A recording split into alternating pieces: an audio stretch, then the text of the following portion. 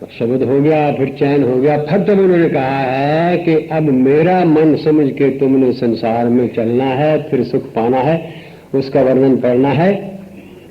देखिए जितनी जगह कोई दे सकता, थोड़ा थोड़ा आगे हो जाओ। गोडा चाया, बहन में बिठाया, कोई बात नहीं, आगे आगे तो बहन भी आगे हो जाए और भाई भी आगे। हाँ जी, 285 सफा और राजा जनक ज्ञान का वर्णन गुण गाया। बह बह मरा बैल की न्याई, सोए रहा उठ ढाया, भजन मिन बावरे तन हीरा सा जन्म गवाया।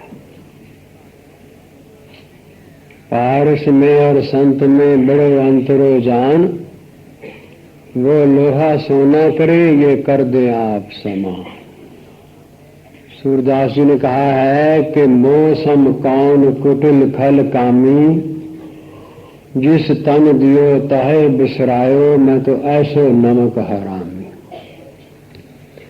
कोई आदमी किसी को पानी पिलाता है तो वो शुक्रिया अदा करता है, कोई आदमी किसी को नेक सलाह देता है तो वो शुक्रिया अदा करता है, कोई आदमी किसी को ठिकाना देता है तो वो शुक्रिया अदा करता है।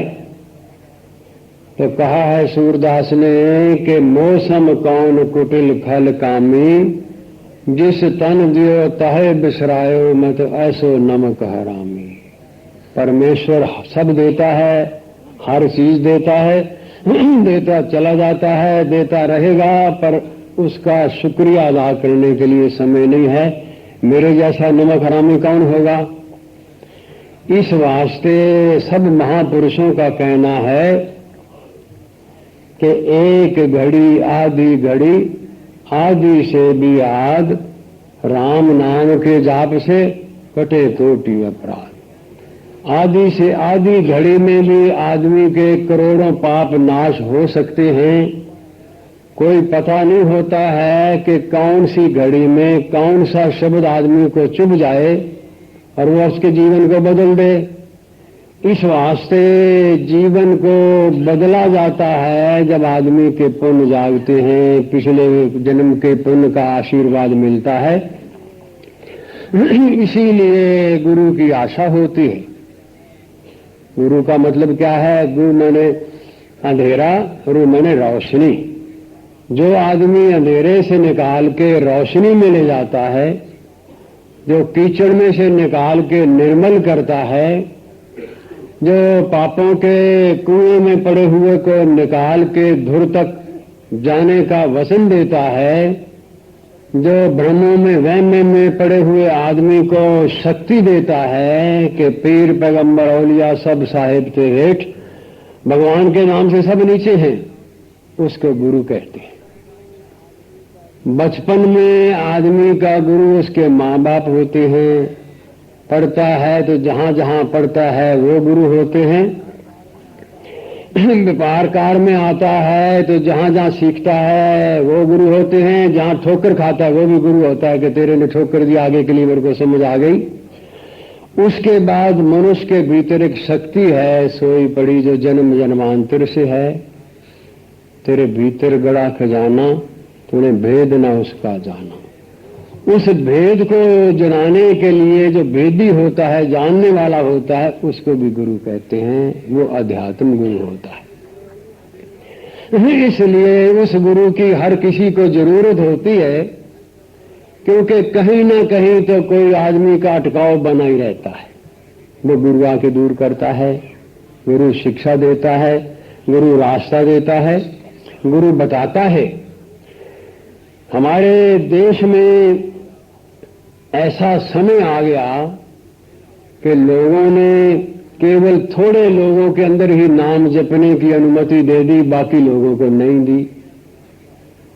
संत तुलसीदास जी आए, समर्थ गुरु रामदास जी आए, समर्थ रामानंद जी आए। उन्होंने कहा ये बात नहीं है, बनिया जपे जाट जपे चाहे जपे अहीर, तुलसी राम के नाम में सब काहू को सीर। ये तो सबका है, एक आदमी का नहीं है, ये तो सबका है। इसलिए सबको सिमरन करना चाहिए। कराओ बेशक किसी विद्वान से, किसी पंडित से, किसी महापुरुष से, कोई हर्ज नहीं है, वो भी लाभदायक है। पर ये समझना है कि ये बात कहाँ से चली थी। विद्वान लोग जंगलों में रहते थे, वेदों का अध्ययन करते थे, न्यारी न्यारी श्रेणी थी। कोई एक वेद का अध्ययन करने वाला था, किसी ने 2 वेदों का अध्ययन किया हुआ था, द्विवेदी कहते थे, 3 वेदों का किया हुआ त्रिवेदी कहते थे, 4 वेदों का किया हुआ चतुर्वेदी कहते थे। तो वेदों का अध्ययन करते थे, उनको समय नहीं मिलता था अपने काम करने का। विद्वान थे, आशीर्वाद देने वाले थे। तो गृहस्थी जो थे वो ये समझते थे कि हमारी कमाई का पुण्य का हिस्सा इनको मिल जाए तो ये इनको रोजी करने का काम नहीं बने, और वो लोग समझते थे कि हम थोड़ा समय निकाल के इनको आशीर्वाद दे दें। गृहस्थी बड़े भाव चाव के साथ, बड़े आदर के साथ उनके पास जाते, नमस्कार करते, आशीर्वाद पाते, जो कुछ उनके पास होता वो उनको दियाते सामग्री। वो सामग्री लेके अपने अध्ययन में लग जाते, वो आशीर्वाद लेके अपने काम में लग जाते थे। बात तो चली थी वहां से। बिगड़ते बिगड़ते गृहस्थी जो थे उनके अंदर भी बात बदल गई। कमाई का भाव चाव के साथ जाना, उनके पास पहुंचना, नमस्कार करना, आशीर्वाद पाना, उनकी भेंट करना, वो तो भूल गए। नौकर के हाथ पैसे भेज दिए कि उनको कहना हमारा इतना जाप कर देना। बात बदल गई, उधर भी बदल गई। जैसा खाई अन्न वैसा हो गए मन, उधर भी बदल गई। उन्होंने कहा कि हाँ कर लिया, इतना रखा हुआ जाप मैंने इतना तेरे लिए कर दिया, ताजा करना है कि दूसरा करना है। अब जाप तो वो होता है जो आदमी खुद करता है। संतों ने लिखा है कि संदेशा वो अच्छा होता है जो आदमी सीधा देता है। दूसरे की मर्फ दी हुए संदेशे में कहीं ना कहीं गलती हो जाती है। महापुरुषों ने लिखा है कि किसी ने तार भेजी अपने बेटे को कि आपकी माता को गर्मी की सख्त तकलीफ हो गई और वो मरी जा रही है, और वो मरी जाने से पहले, आपको मरी मतलब पहाड़ पे जा रही है, मरी जा रही है, उसके जाने से पहले आप उनको मिल जाओ। अब संदेशा देने वाले ने कहा कि वो आपकी मां बीमार है, मर रही है, तो मरने से पहले उसको आके मिल ले। पहुंच गए?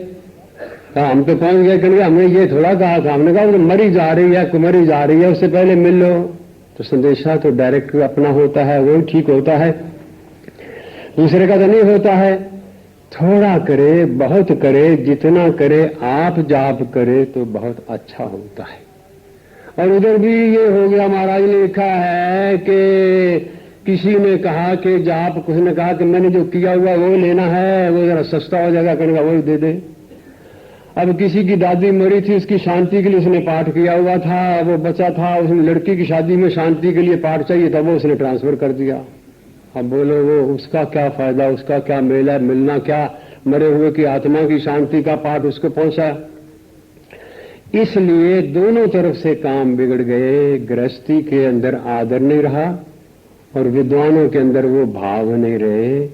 इस वास्ते महापुरुष हो, संत हो, ज्ञानी हो, उससे करवाया जाए, वो लोभ लालच में नहीं फंसा हो, वो तो ठीक है।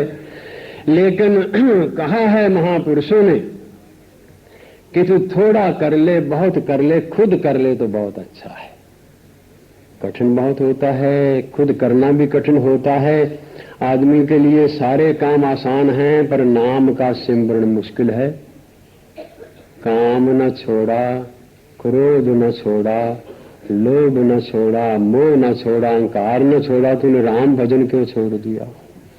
बाकी सब के लिए तो जगह है, समय है, पर परमेश्वर के नाम के लिए समय नहीं है। इस वास्ते ये आसान भी है और मुश्किल भी है।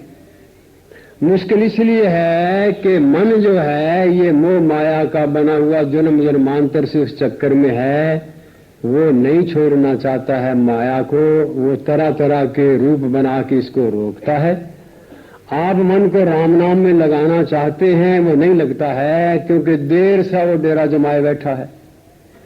संतों ने लिखा है कि किसी कमरे में 20 साल को आदमी बैठा हो, उसको कहो खाली करो, वो नहीं खाली करता। तो ये जन्म जन्मांतर का बैठा हुआ ये माया का मल कैसे खाली करेगा? इसके लिए गुरु की जरूरत होती है, उसके आशीर्वाद की जरूरत होती है, उसकी कृपा की जरूरत होती है। इस वास्ते ये खुद जाप करना बहुत ही उत्तम है। और खुद गृहस्थियों का मिल के करना बहुत ही उत्तम है। देश से विदेश से आदमी आते हैं, जाप में बैठते हैं, जाती बार एक बात तो जरूर कहते हैं कि ऐसे स्थान तो हमने बहुत देखे हैं जहाँ आश्रमों में 100-100, 200 साधु होते हैं और जाप करते रहते हैं, लेकिन गृहस्थियों का जाप करना, दूर से आना, फिर रहना, अपने हाथों से सफाई करना, अपने हाथों से भोजन बनाना और फिर तपस्या करनी, रातों बसों में आना, रातों रहना, फिर आके यहाँ जाप करना और फिर 90 दिन की खंड ज्योति के साथ जाप का होना, ऐसा कई विरले विरले स्थान में आया है। तो मैं यही कहता हूँ कि जब दया दृष्टि हो जाती है तो खेती सूखी भी हरियाली, उसकी कृपा जब होती है तब ये बात बनती है। नहीं तो 10 दिन का खंड जाप रखना हो तो आदमी को 100 प्रबंध करने पड़ते हैं। 90 दिन के जप यज्ञ में गृहस्थी लोगों का आना और आके जाप करना केवल परमेश्वर की कृपा और महापुरुषों के आशीर्वाद हैं। ना मेरी हिम्मत है, ना आपकी हिम्मत है, क्योंकि ये तो केवल प्रभु कृपा की बात होती है, दया की बात होती है। तो उस मेहरबानी से, उस कृपा से है, लेकिन उसके लिए फिर गुरु की बड़ी भारी जरूरत होती है, गुरु की कृपा की जरूरत होती है, गुरु के आशीर्वाद की जरूरत होती है। कहते हैं कि तू चोटी से गिरा हुआ तो आदमी बच सकता है, पर गुरु की नजर से गिरा हुआ नहीं बच सकता है। इसलिए निगाहे मर्द कामल से बदल जाती हैं तकदीरें, यदि विश्वास पक्का हो तो कट जाती हैं जंजीरें। मेरा जीवन बदल गया, मेरे ते मेहर गोरांदी हुई। इस वास्ते ये इतना भारा यज्ञ जो चल रहा है, ये बड़ी परमेश्वर की कृपा है। हरियाणे वाले लोग भी फख्र करते हैं, हम गुहाने वाले भी करते हैं, सोनीपत रोहतक वाले भी करते हैं, क्योंकि गुहाने का नाम लेते सोनीपत रोहतक का नाम पहले आ जाता है। तो सबके ऊपर भगवान की कृपा है, दूर दूर से लोग आते हैं, यज्ञ में शामिल होते हैं और परमेश्वर का आशीर्वाद पाते हैं।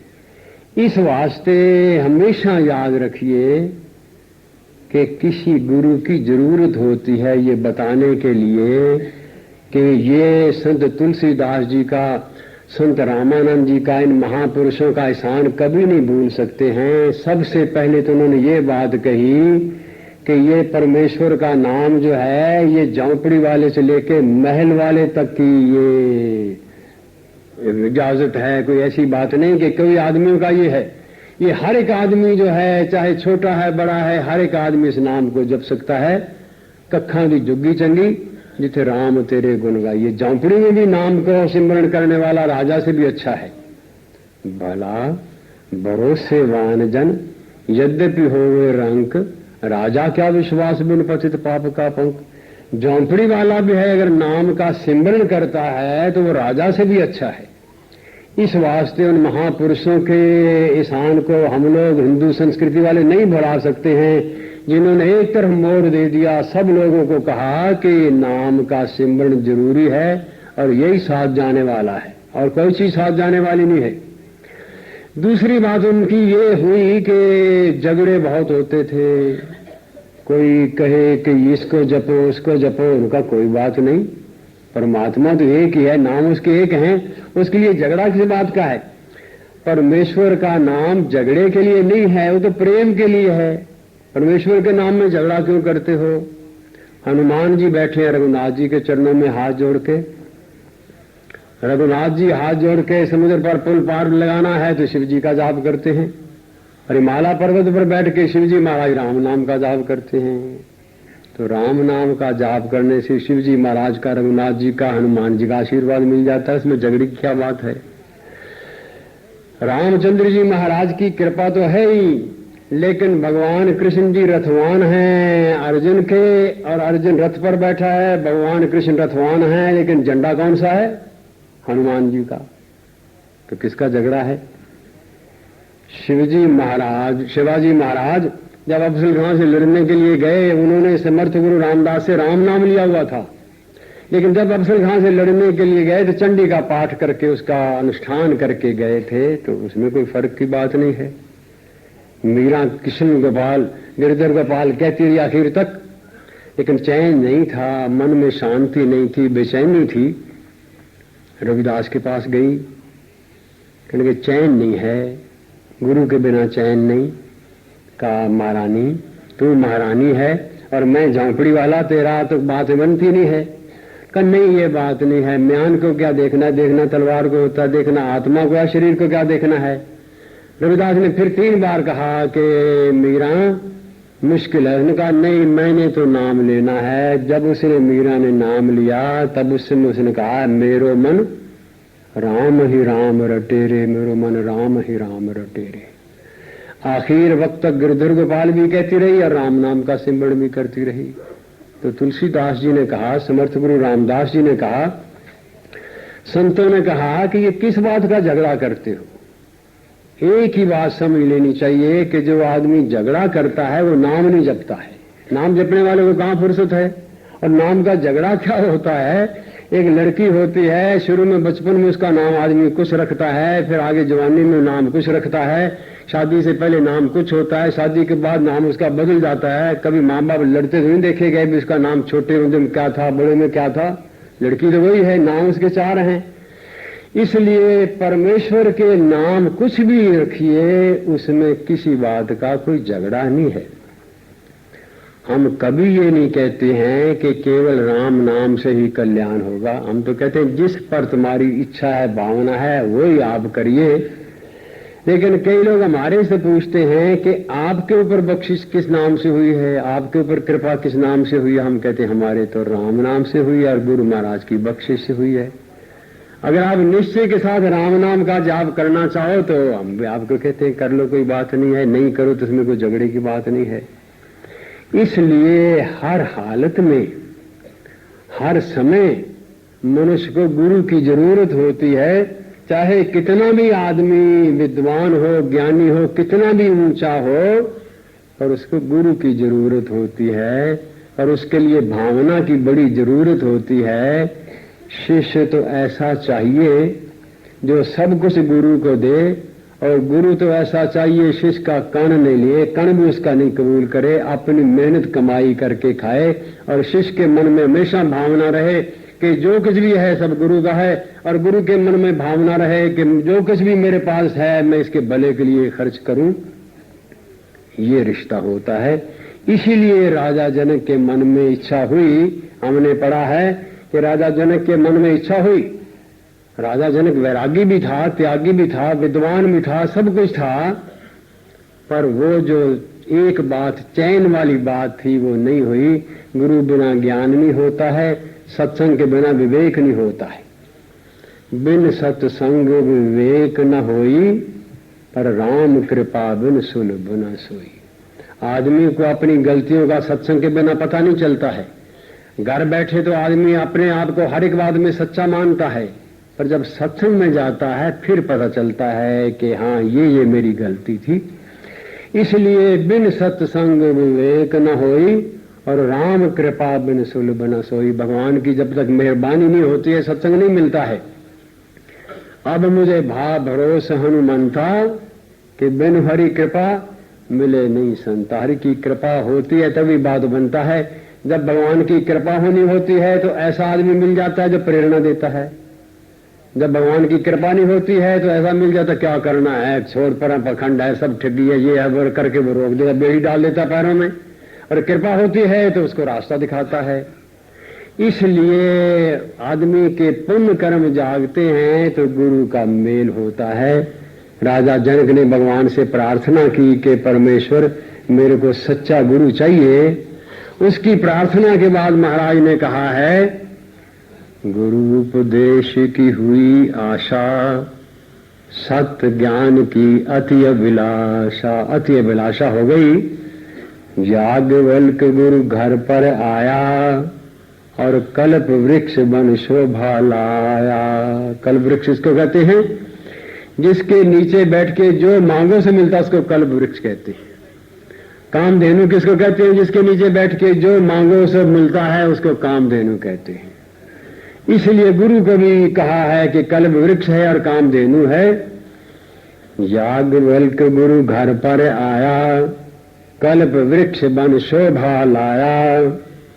विनय भाव से शीश निभाया, चरण पूज उसने सुख पाया।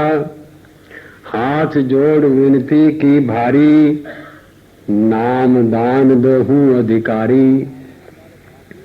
ऋषि बोला राजन बड़ भागी, वैरागी तू ही है त्यागी। तू बड़ा भाग्यशाली है, किस्मत वाला है, वैरागी है, त्यागी है, पर तूने मेरे को याद किया है, तूने प्रार्थना की है, भगवान ने मेरे को प्रेरणा दी है। यही होता है जब आदमी सच्चे मन के साथ प्रार्थना करता है तो गुरु को भी प्रेरणा होती है भगवान की तरफ से कि जाओ फलाने आदमी के लिए प्रार्थना हो रही है, तूने प्रार्थना की है, मेरे को प्रेरणा हुई है, इसलिए मैं आ गया हूं। पर तूने नाम लेना है तो दो वस्तु जो हो तुझे प्यारी, दक्षिणा में शुभ निश्चयधारी। निश्चयधार के भावना के साथ मेरे को वो दक्षिणा में दे दे। प्रिय वस्तु सुदान से प्यारे, होंगे सफल मनोरथ सारे। तू भावना से दान करेगा तो तेरे मनोरथ सफल हो जाएंगे। भूमि अश्व हाथी रथ याना, मणि मोती हिये भी नाना। वह बोला ये ले लो स्वामी, दो दीक्षा मुझे नाम की नामी। जितनी धरती चाहिए ले लो, सोना चांदी हीरे मोती जो ही ले लो, रथ घोड़े जो भी चाहिए ले लो, और मेरे को नाम दे दो। संतों ने कहा, मुनि बोला न है वस्तु प्यारी, दक्षिणा अर्थ कही जो सारी। गुरु ने कहा कि जो मैंने कही थी बात वो तो नहीं है, मैंने तेरे वो चीज मांगी थी जो तेरे को सबसे प्यारी भी है, मरने के बाद भी तेरे साथ जाने वाली है, मैं तो वो चीज दक्षिणा में लेना चाहता हूँ। तब मेरे को तो कोई पता नहीं है, मेरे को तो यही प्यारी मालूम है। इस संसार में दौलत से प्यारा कुछ नहीं, धरती से प्यारा कुछ नहीं, ये चीजें जो हैं सब संसार की, इससे प्यारी तो मेरे को नजर नहीं आई है। आप बता दो जौन सी चीज आप चाहो मुझे दे दो। तो कहा, प्रिय वस्तु तो मन है तेरा, कर दे दान वही एक बेरा। सबसे प्यारी वस्तु तो मन है, क्योंकि मन ही सबके अंदर होता है। मन खुश है तो आपको झाड़ियां भी खुश नजर आती है। मन खुश है तो आदमी को राह चलता भी खुश नजर आता है। मन उदास हो तो गुलाब का फूल भी खाने को आता है। मन सड़ता कुड़ता हो तो प्यारा आदमी भी कड़वा मालूम होता है। मन बेचैन हो जाए तो कुछ अच्छा नहीं लगता है। मन ही है जो मन शहनशाह भी है और मन कंगाल भी है। मन दुखदाई भी है, मन सुखदाई भी है। वही आदमी बहुत प्यारा होता है, मन को बहुत अच्छा लगता है। वही आदमी प्यारा नहीं होता है, मन उसको देखने को जी नहीं करता है। उस आदमी को बिना देखे मन तड़पता है और फिर उसको देख के तड़पता है। मानी है ना, एक मिलत दारुण दुख देही और एक बिछड़त प्राण हर लेही। मन है, एक के बिछड़ते हुए प्राण हरता है, एक को देखते हुए हरता है। तो गुरु ने कहा कि हे राजा जनक, सबसे प्यारी चीज तो मन है, जो यहां भी रहता है और आगे भी साथ देता है। क्योंकि मरने के बाद ये जो आदमी के साथ जाता है, मन बुद्धि इंद्रियां साथ जाती हैं, ये कारण शरीर जाता है। इसलिए मन मेरे को दान में दे दे। शुभ भक्ति से जनक जी बोले, मन मेरे गुरुवर का होले। शुभ भक्ति से अपने मन को कहा कि हे मनवा, जा गुरु के चरणों में हो जा। मन लोचे बुराइयां गुरु शब्दी ये मन जोड़िए। मन हमेशा बुरी तरफ जाता है, इसको गुरु के दिए हुए शब्द के साथ जोड़ना चाहिए। तो शुभ भक्ति से जनक जी बोले, मेरे मन गुरुवर का होले, मेरे मन गुरुवर का होले। ये कहने के बाद उन्होंने बैठा दिया ध्यान में। कहा, राजा जनक 10 मिनट के बाद आंख खोलो। खोली, बोलो, ना स्थिरता मन में है आई, चंचलता की है अधिकाई। स्थिर नहीं हुआ और चंचल है। जब ये कहा तो उन्होंने कहा कि मुनि बोला है दान अधूरा, इससे टिका न मन तो पूरा। तूने अधूरा दान दिया है, क्योंकि दान तो चाहिए था कि तेरे को निश्चय भरोसे के साथ देना चाहिए था, और देने वाले के बाद फिर तेरे को उस पर निश्चय रखना चाहिए था। राजा जनक ने कहा कि क्या मतलब? कहने का मतलब ये है कि कोई आदमी दान करे किसी को, दान करने के बाद वो चीज किसकी होती है? कहते हैं जिसकी दान की होती है उसकी होती है। अगर दान करने के बाद फिर आदमी उसके ऊपर लालच रखे, निगाह रखे या कहे मेरा है, तो कहेंगे वो तो फिर आदमी का अपराध है, तो दान ठीक नहीं है। कहेंगे तुमने मन किसको दिया है? कहेंगे आपको दिया है। लेकिन तू अब कहता है कि महाराज मेरा मन टिका नहीं है, मेरा मन चंचल है और मेरे मन के अंदर बेचैनी है, फिर मन तेरा है कि मेरा है? जब मेरा है तो महाराज ने कहा है कि दिया दान मन अब न डुलाओ, मेरा मन अब काम न लाओ। ये शब्द सुनते ही ध्यान लीन हुआ नृप ऐसे, जल तल लीन मीन हो जैसे। एकदम मस्ती आ गई और अपने आप को आनंद में आ गया, गुरु का आशीर्वाद पाया। और उन्होंने कहा कि हे राजा जनक, एक बात समझ ले कि आज के बाद सारे काम करो, लेकिन मेरा मन अमानत समझ के अपने पास रखना। इस मन को मन अपना मानो अब मेरा, राज काज करिए बहुत तेरा। खूब काम करो पर कुछ बातें मेरी है याद रखना, क्योंकि कहा है कि जब तक गुरु को पूरा तरह समर्पण नहीं किया जाए तब बात बनती नहीं है। गृहस्थ में भी ऐसा होता है, जिस घर में कोई चौधरी नहीं वो भी घर बिगड़ा, जिसमें सारे चौधरी हो भी बिगड़ा। काम तो एक जन ही होता है ना, या एक चौधरी हो, अब सारे चौधरी हो तब भी बिगड़ता है और कोई ना चौधरी हो तब भी बिगड़ता है। इसलिए एक आदमी के सपुर्द तो आदमी को होना ही चाहिए। तो कहा मन अपना मानो अब मेरा, राज काज करिए बहुत तेरा। पर मेरे मन को किस किस चीज से बचाना है? पाप कर्म से इसे बचाना, अनर्थ अन्याय में नहीं लगाना। इन बातों से मेरे मन को बचा के रखना। और भी बातें कही हैं पर समय हो गया है। गुरु ने कहा है कि मेरे मन को गलत रास्ते नहीं ले जाना। राजा जनक तुमने इन बातों से बचा के रखना है। मेरे अपराधी दुखी न होवे, हत्यारा कभी सुखी न सोवे। हे राजा, तू राजा है, तेरे राज में मेरा मन तेरे अंदर है। मेरे मन को ऐसे करना कि निरपराधी दुखी ना होवे। जो निरपराधी है तेरे राज में कभी दुखी ना होवे, और हत्यारा कभी सुखी न सोवे। हत्यारे को रात नींद नहीं आनी चाहिए राजा जनक के होते हुए, और निरपराधी को कभी बेचैनी नहीं होनी चाहिए तेरे होते हुए। मेरा अगर मन ये करेगा तो तू सुख पाएगा। तो इसलिए गुरु कृपा हम मानते हैं, महाराज की कृपा मानते हैं कि इतना भारा यज्ञ जो हो रहा है, जिसकी पूर्ण होती है 28 तारीख को 10:30 से 12 बजे होनी है, इतने भारे यज्ञ की। अब हम लोग भी यही कहना